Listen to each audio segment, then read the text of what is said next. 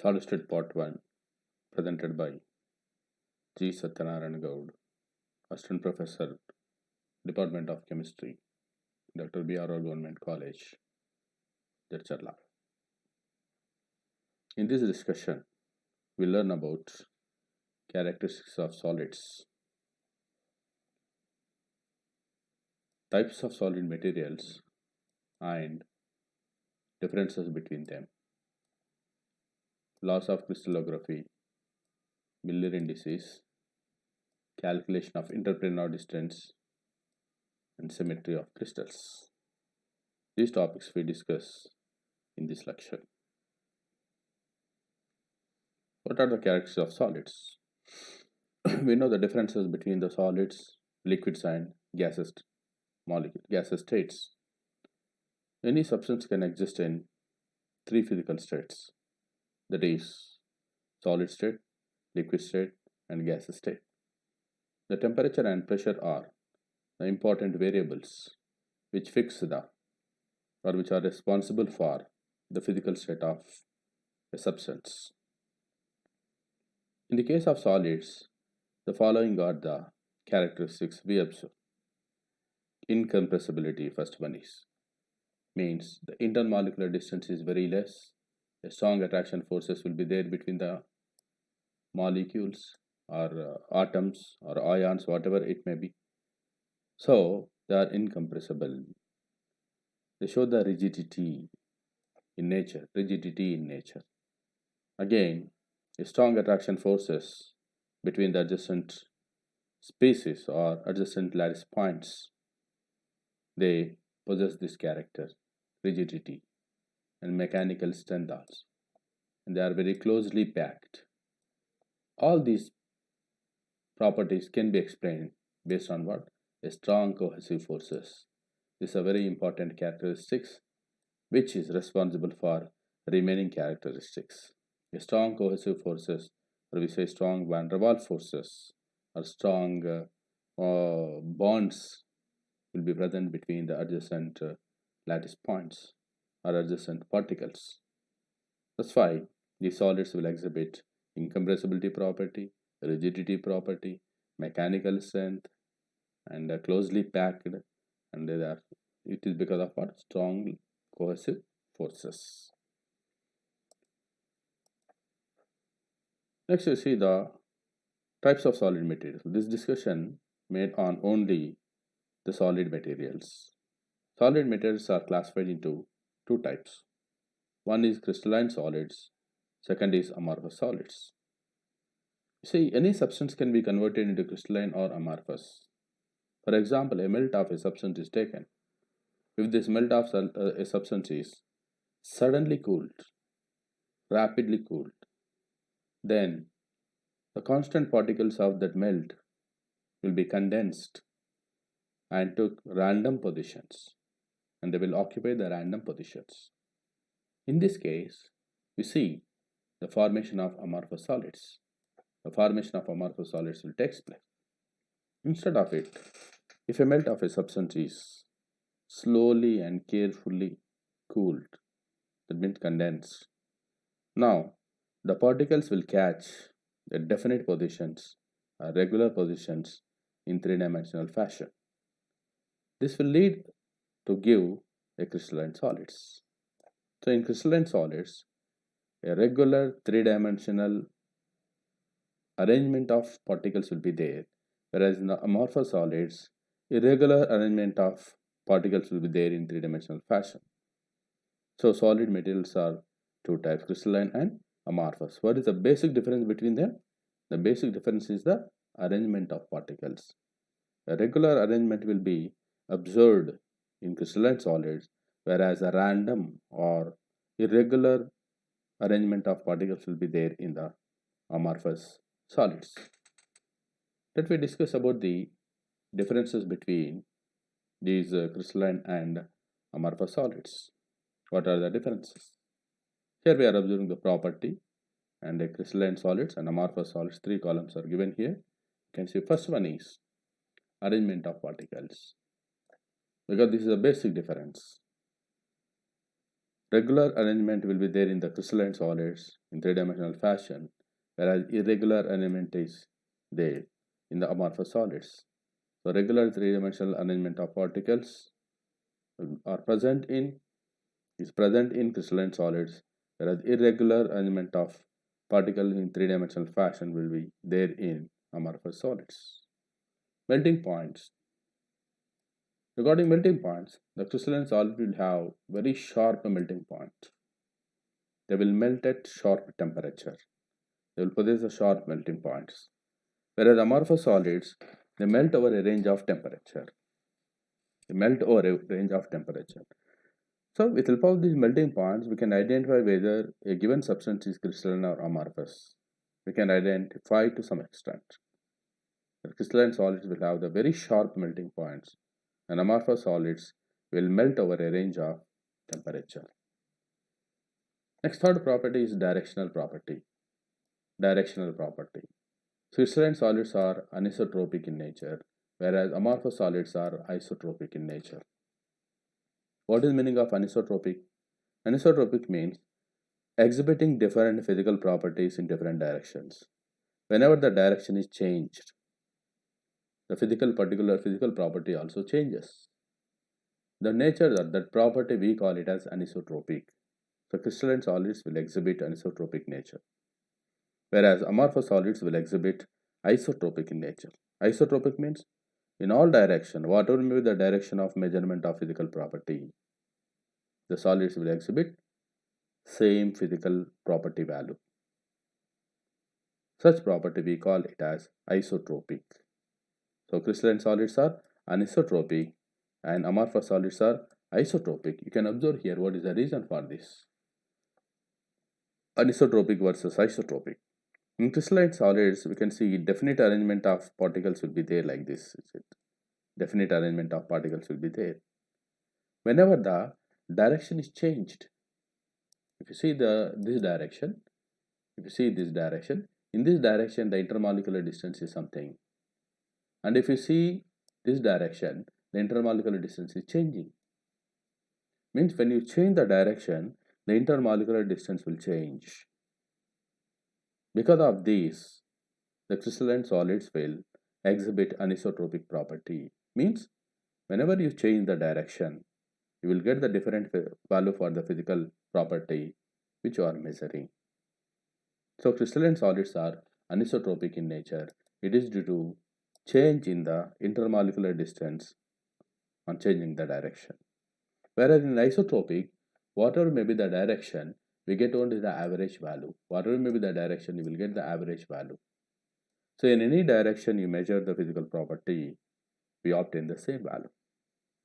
That's why amorphous solids are isotropic in nature, whereas crystalline solids are anisotropic in nature. Okay, so this is the meaning of anisotropic and isotropic. We have explained the reason also. Cleavage type. Remember, the crystalline solids are having the definite arrangement. That's why they will have the planes, regular planes in the crystals.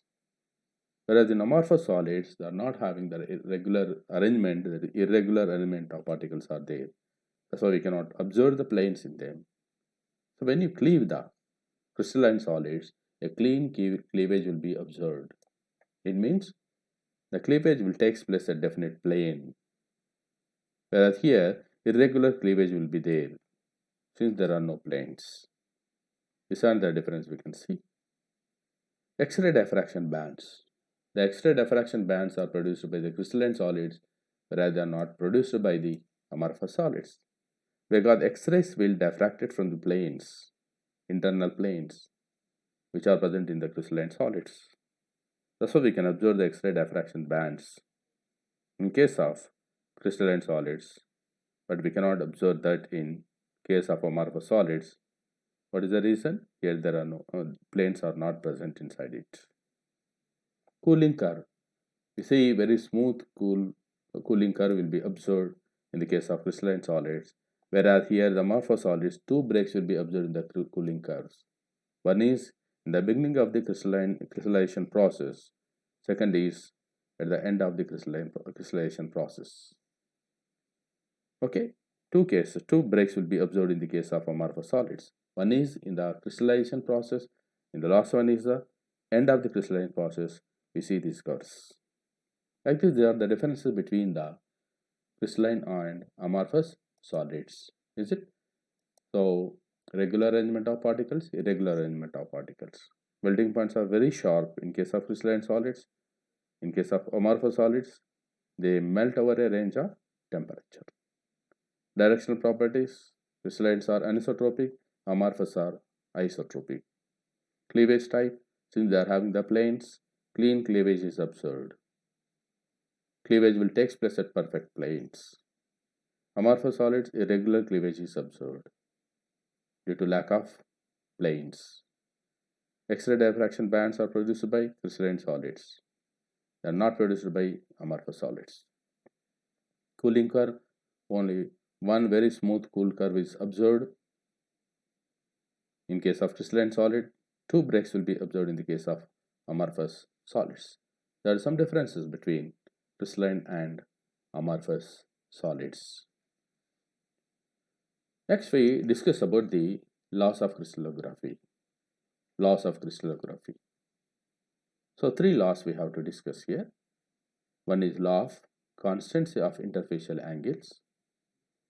Second, law of constancy of symmetry. Third is law of rational intercepts. These three laws we call them as laws of crystallography. Let me discuss about these laws one by one. One is laws of constancy of interfacial angles. It is also called Steno's law. Law of constancy of interfacial angle is also called as what? Steno's law, we say it. What is Steno's law? The crystal of same substance can have different shapes depending upon the number and size of faces, but angle between the corresponding faces remain constant. Means a crystal may have the different shapes depending on the size and depending on the faces present in that crystal. It may have the different shapes. Even though if we compare the angles between the corresponding faces in two different crystals of this same category, the angle remain constant. This is called law of constancy of interfacial angles. Here you see different shapes are crystals are given here. Three shapes are provided here. If you see the angle, corresponding angle, one, this is in this one, this angle and this angle. These three angles will be the same, even though you are observing the different shapes for a crystalline solid. Is it? But if you see the angle between the adjacent planes, it will be same. That we call it as law of constancy of interfacial angles. So, angle of intersection between two adjacent planes or faces remain constant. That we call of as law of constancy of interfacial angle. Let's another example, quartz. Quartz is available in these different forms, but you see the angle between the between adjacent faces. You see the first one and this one and second, third. These are similar. Even though shapes are different, is it? The corresponding angles will be the same, you see. That we can see here. Corresponding angle will be same. Similarly, in second case, you see, this angle will be equal to this angle and also in third case, this. So, possible shapes of quartz are given here. They are exactly following law of constancy of interfacial angles. In all possible directions of quartz, the angle remain same for adjacent faces. That is a law of constancy of interfacial angles we say. Next we discuss about the another law of constancy of symmetry.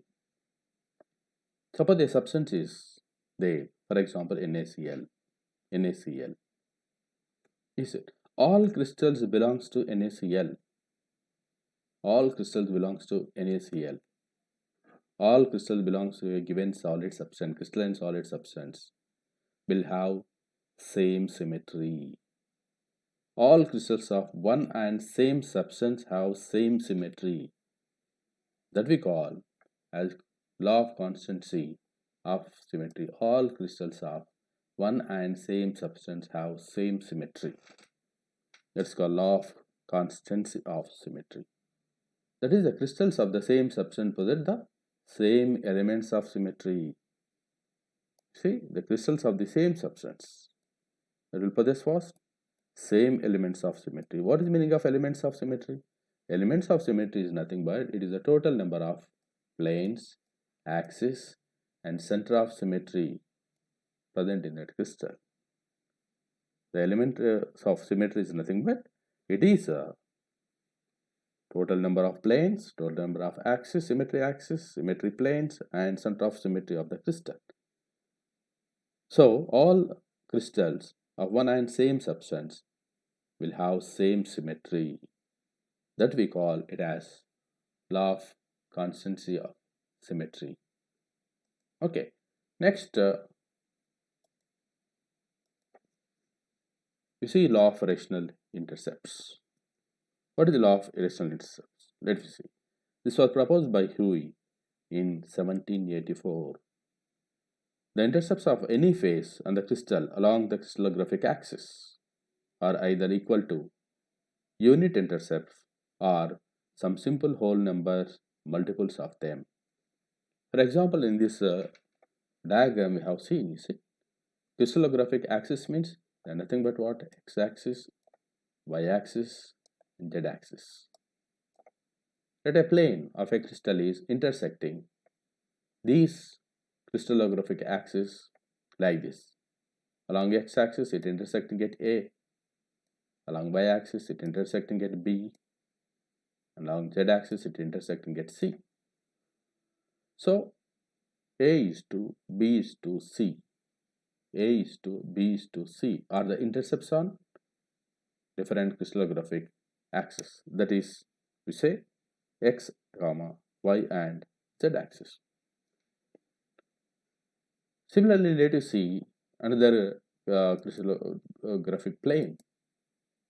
What is the crystallographic plane? Another plane. Let's say it is the plane represented by what? MNL or LMN. So this plane, second plane, is intersecting x-axis at MA distance, let's say, y-axis at NB distance, z-axis at PC distance.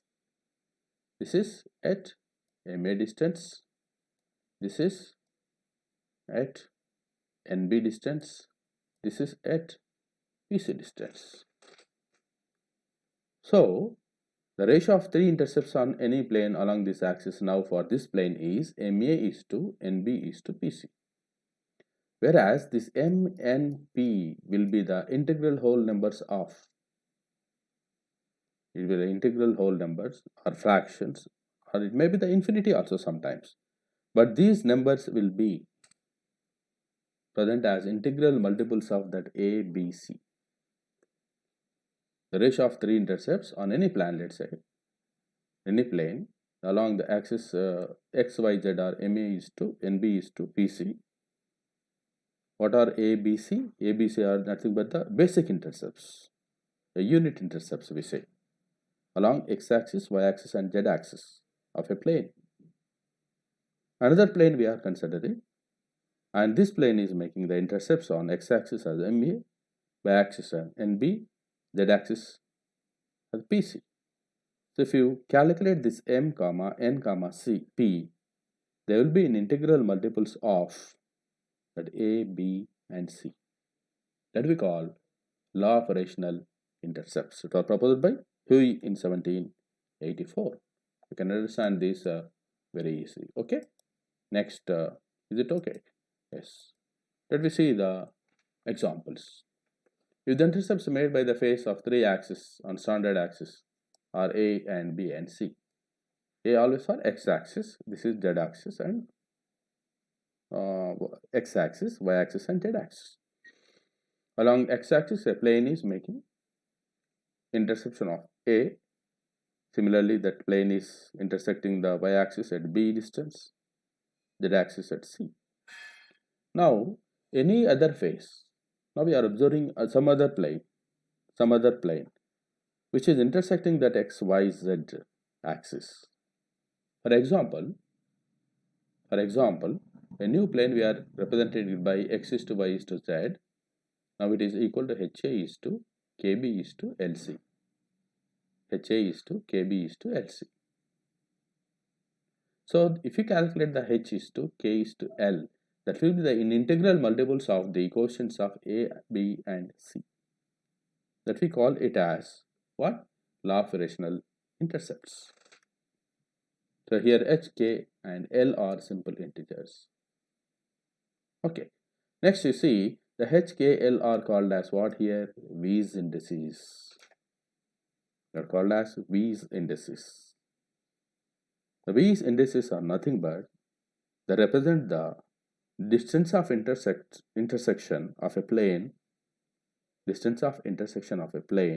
along x and y and z axis respectively. For example, xyz plane we have explained here. You see, xyz is one of the plane. Suppose now it is intersecting x-axis at 2a distance, y-axis at b distance, and z-axis at 2c distance. Now what are the quotients of a, b, c here? For A it is 2, for B it is 1, and C it is 2. So 2, 1 and 2 are called V's indices. 2, 1, 2 are called V's indices. You see another example here. Another some other plane is represented here. It is XYZ, that is equal to 3A is to B is to infinity C. Why you are writing this infinity C? Because this plane is parallel to Z axis. It will not intersect. Whenever the plane is not intersecting an axis, there the quotient will be infinity. So 3a is to b is to infinity c. Now what are the V's indices? V's indices are 3. For b it is 1. For c it is infinity. Means 3, 1 and infinity are called V's indices. V's indices. Like this we represent the V's indices based on which law? Law of rational intercepts. These V's indices are nothing but they are the units of distance which intersect a plane on x, y, and z axis. That is about the law of rational indices and the V's indices, and how to observe the V's indices we have seen. But V's indices are containing the symbol of infinity, but they can be converted into Miller indices. So what is the purpose of Miller indices?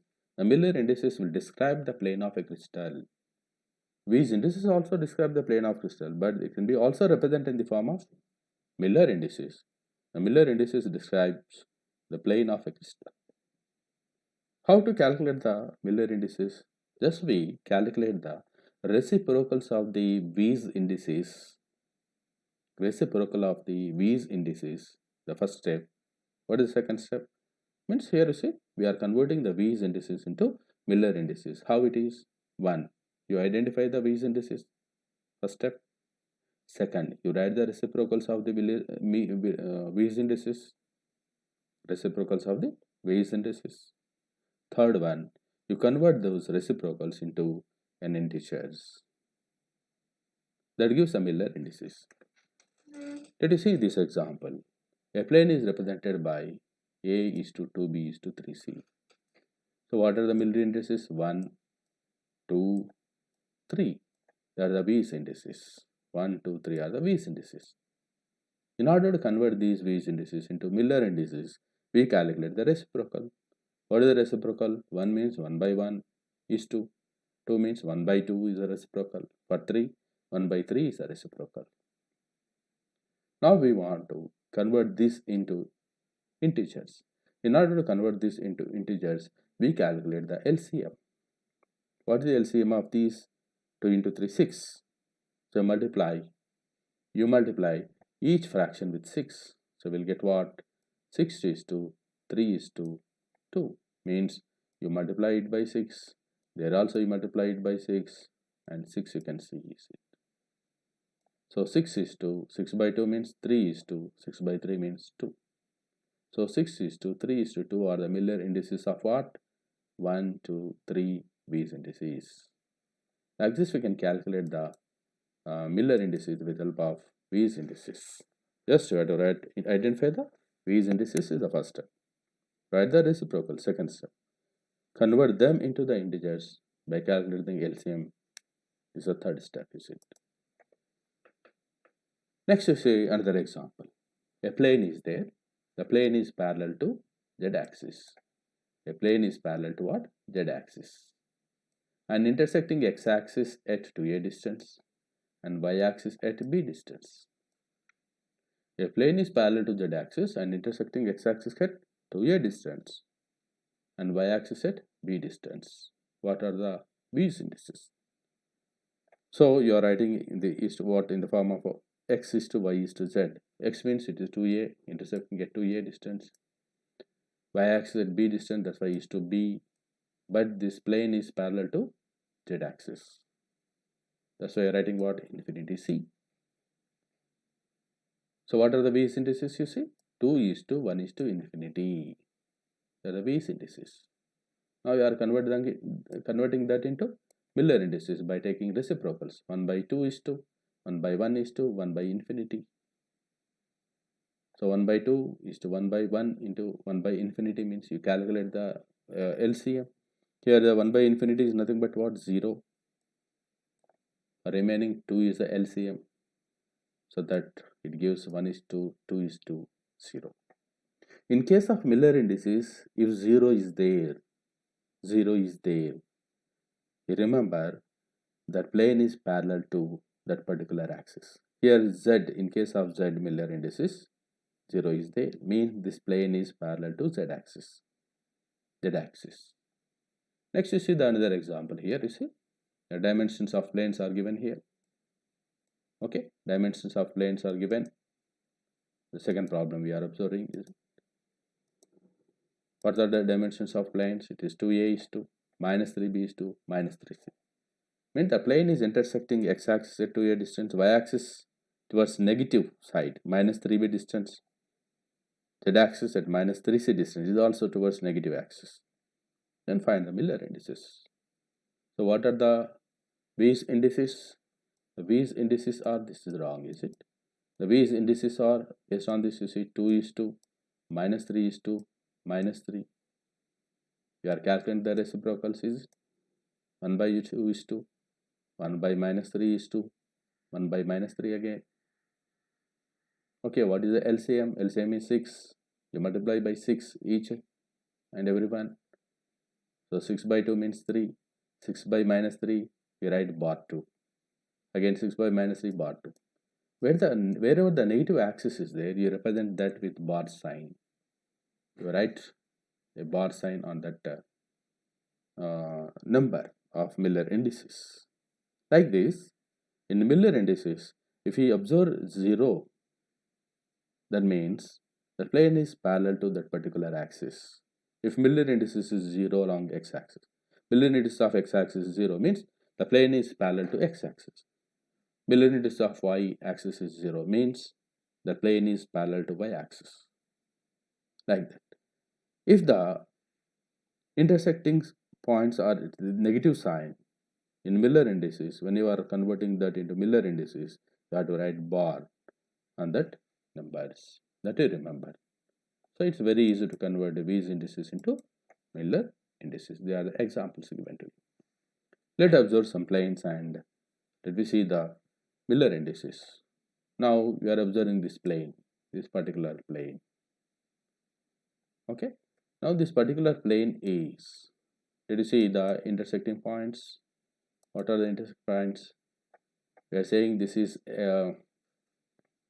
x-axis. This is x-axis. It's intersecting at a distance. This is the y-axis, it is not intersecting, you see. It is parallel to y-axis, means infinity. You say it is infinity with indices. It is also parallel to z-axis. There also what we say, infinity. So what will be the Miller indices? 1, 0, 0 we say. If you write in the form of V's indices, so we write A is to infinity is to infinity. Okay, so the Miller indices will be equal to 1, 0, 0. Similarly, observe the second plane. What is the second plane?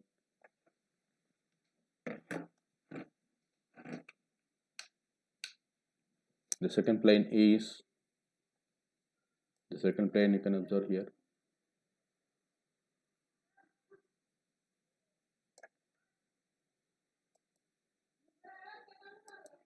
Yes, you see the x-axis, it is intersecting at a distance. Y-axis, it is also intersecting at b distance, but it is parallel to z-axis. X-axis intersecting at a distance, y-axis intersecting at b distance, and z-axis intersecting. It is not intersecting, it is parallel. So what are the Miller indices? 1, 1, 0. Similarly, this is the third plane. This is the third plane, is it?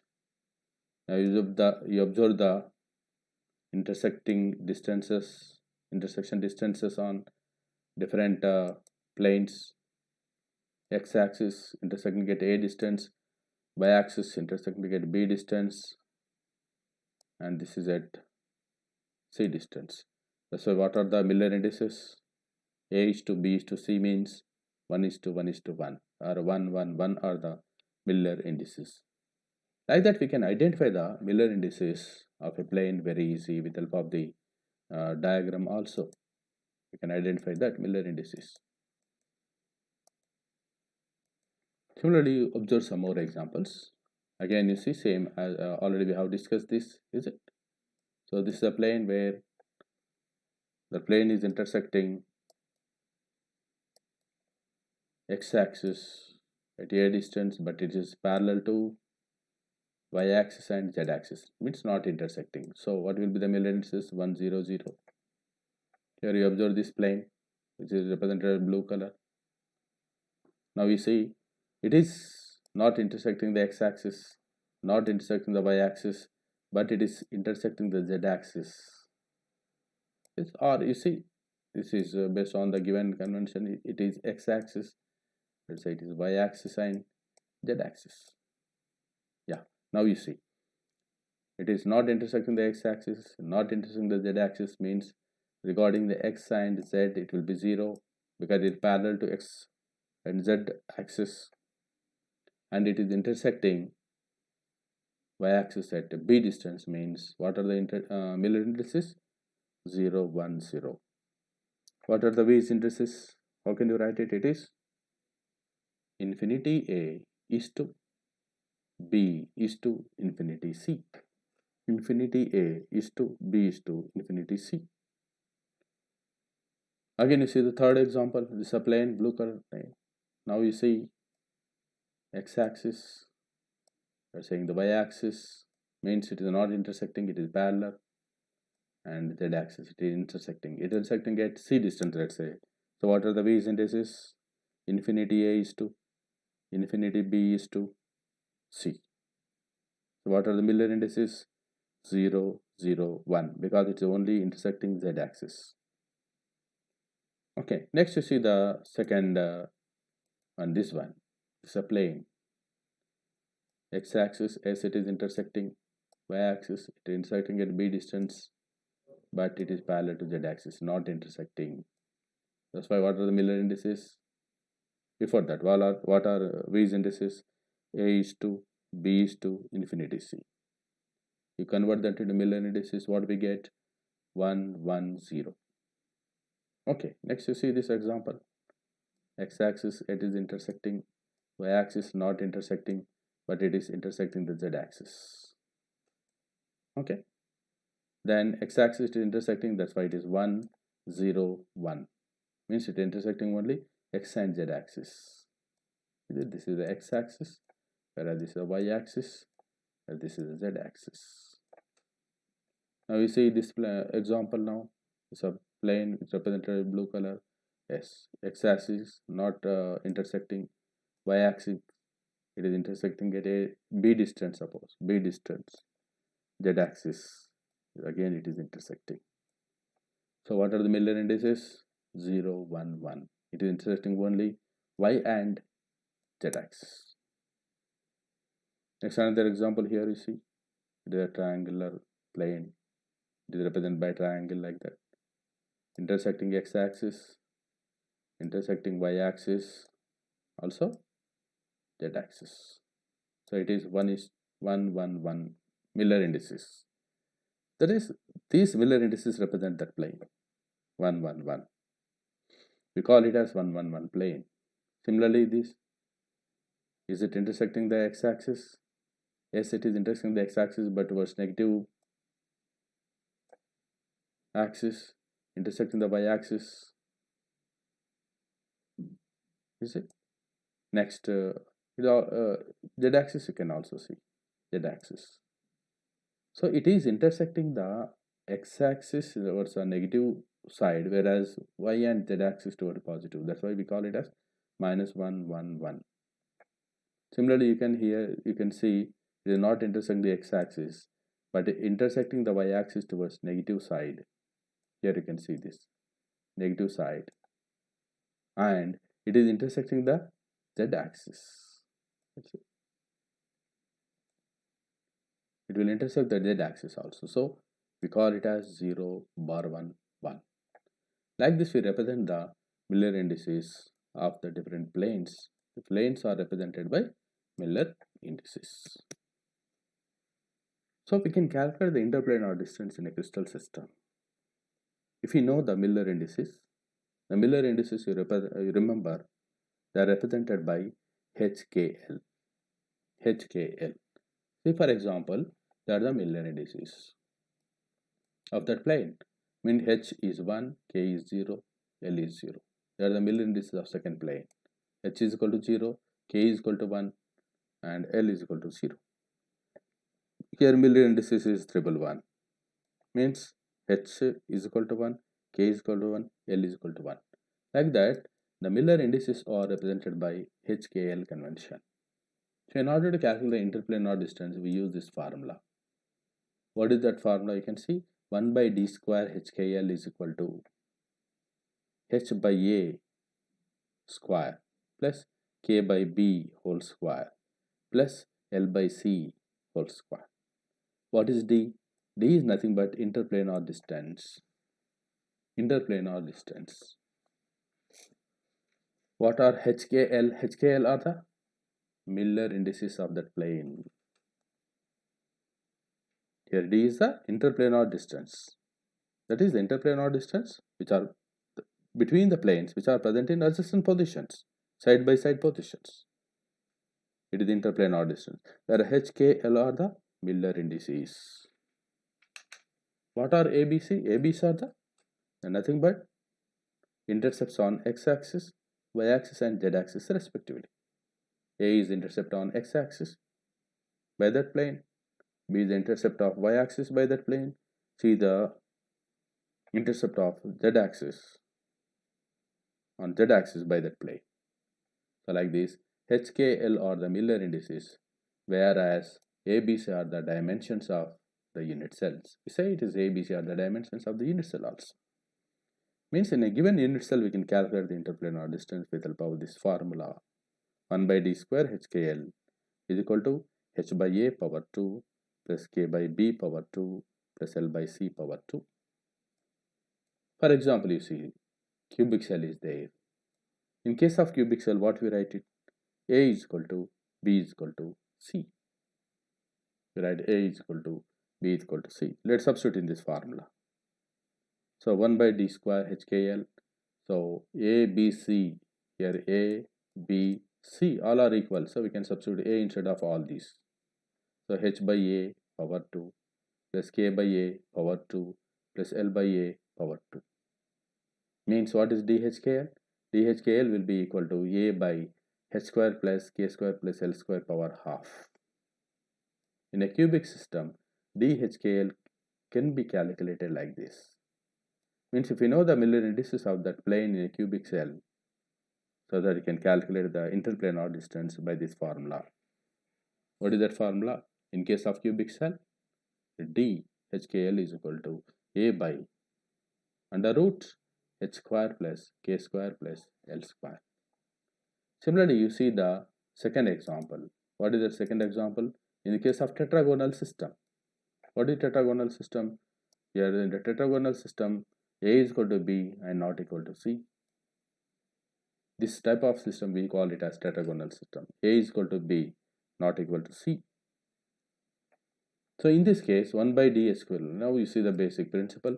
In this you are substituting. You see, A and B, both of them are same. Means instead of these two, you can substitute A, but C cannot be substituted.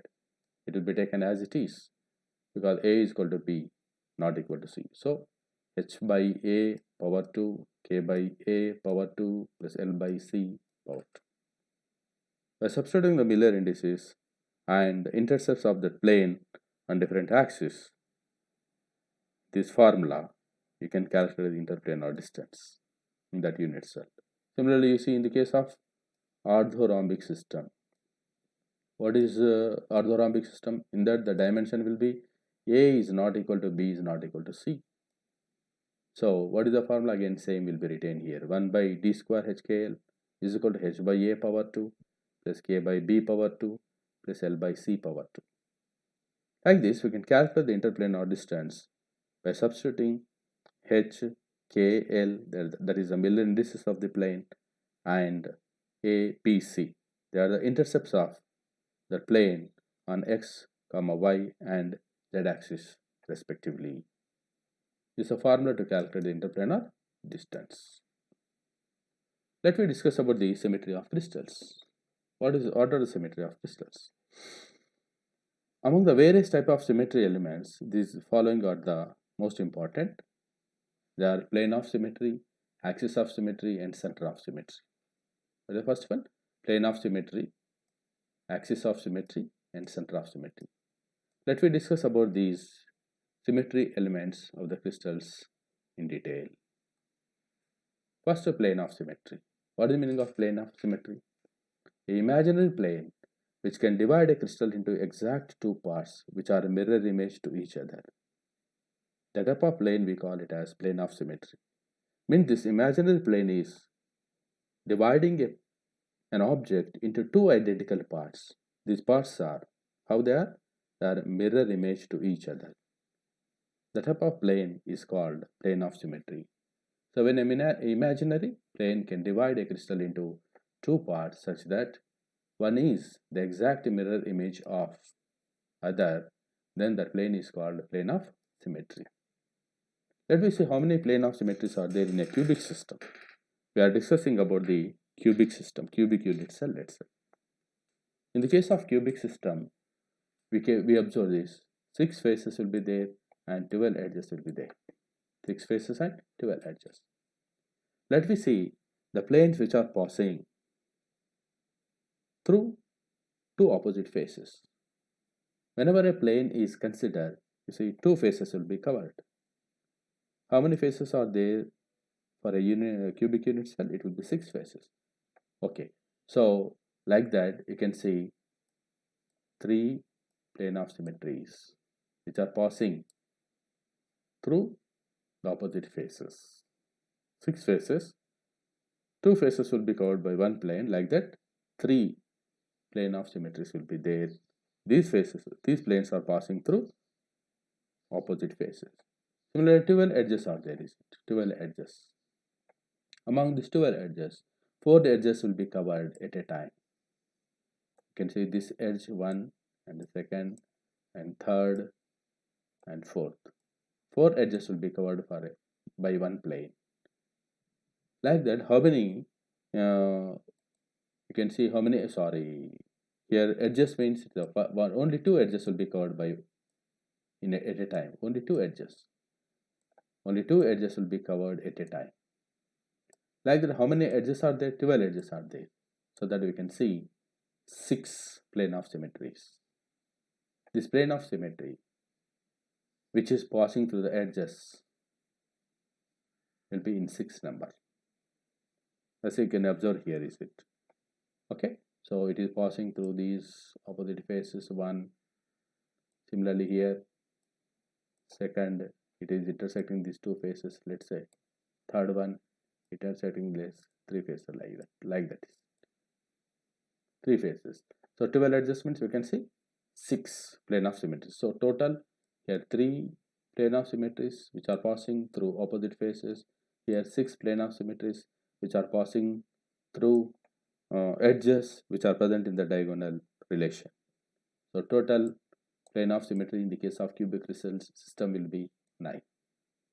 We can show that very easily.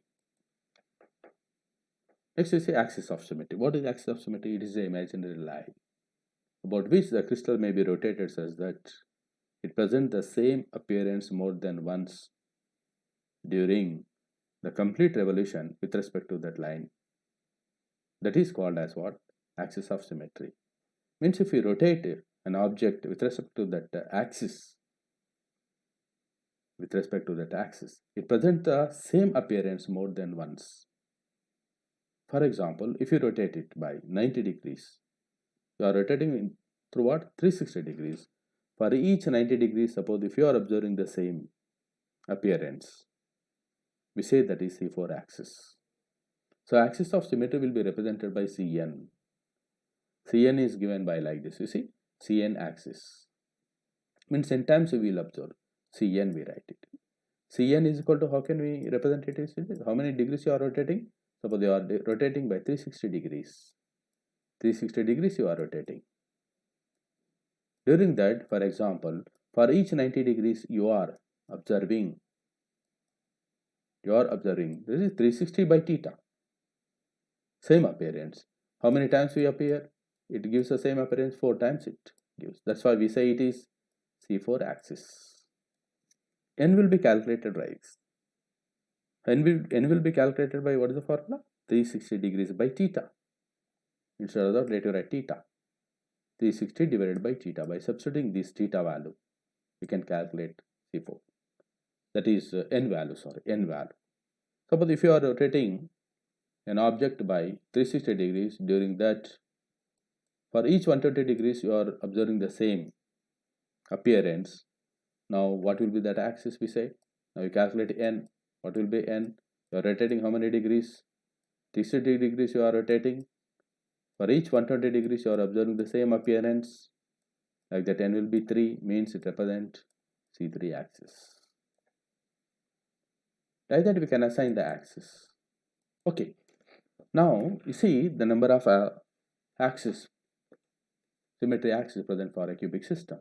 How many faces are there? You see 6 faces and 8 corners and 12 edges are present for a cube. Whenever axis is passing through 2 opposite faces, you see here, 1, 2 faces are covered like that. Again second, again 2 faces are covered. Again third axis is it? Third axis means 3-fold, 4-fold axis will be there. Means if you rotate an object with respect to this axis, for every 90 degrees you will see the same appearance. Every 90 degrees you will see the same appearance. Means it is 360 by 94, means C4 axis it represents. That axis is nothing but C4 axis. C4 axis is also called as 4-fold axis. Like 6 faces are there. 2 faces are covering by 1 axis. So that how many 4-fold axis will be there for a cubic system? 3 4-fold axis will be there. Right? Similarly, you see the remaining axis of symmetry. How many corners will be there? We see 8 corners. 8 corners. This axis is passing through 2 corners which are present in diagonal relation, this and this one. So one axis is passing through 2 corners which are present in diagonal relation. Like that, how many corners are there? 8 corners are there. So that you will observe 4 3-fold axis. Means if you rotate that crystal with respect to this axis by 360 degrees, for each 120 degrees you will observe the same appearance. That's why we call it as C3 axis, or we call it as threefold axis. Like that, how many threefold axes will be there? 4. What is the reason? Because 8 corners are there. Each 2 corners are covered by one axis of symmetry. They are diagonally related. Okay, like this threefold axis will be there. They are 4 in number. Similarly, you see about the twofold axis. How many edges are there? 12 edges we say.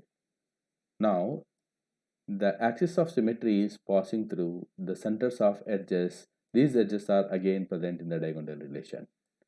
The centers of the, here you see, the center of the two edges. One axis. Like that, how many edges are there? 12 edges. If you rotate this cubic system or object with cubic shape with respect to this axis, for each 180 degrees rotation, the same appearance will be observed. So, for each 180 degrees means 360 by 180, it is 2. So, we see it is twofold axis will be there. Since 12 edges are there, we can say 6 twofold axis will be present in the system. Like that, 3 fourfold axis. These are passing through the opposite faces. Second is 4 threefold axis. They are passing through the corners, which are diagonally related. 6 twofold axis. They are passing through the center of edges. So totally you can see 13. The number is 13. So 13 axis of symmetry will be there for a cubic system.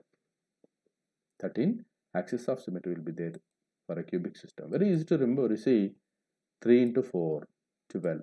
4 into 3, 12. 6 into 2, 12. So fourfold axis, how many? We say it is 3. How many threefold axis? We have to say 4. How many twofold axis? We have to 6. We have to say 6. Like that, they are the axis of symmetry in the case of cubic system. And in addition to that, already we know that a cubic system will have the center of symmetry also.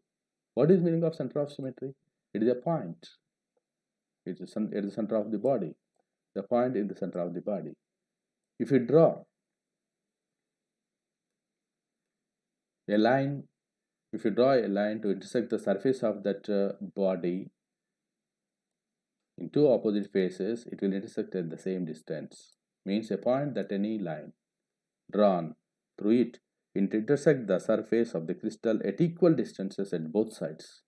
That is called center of symmetry. Is it? Next you see this case, the center of symmetry we said, it intersecting this point and this point at equal distance.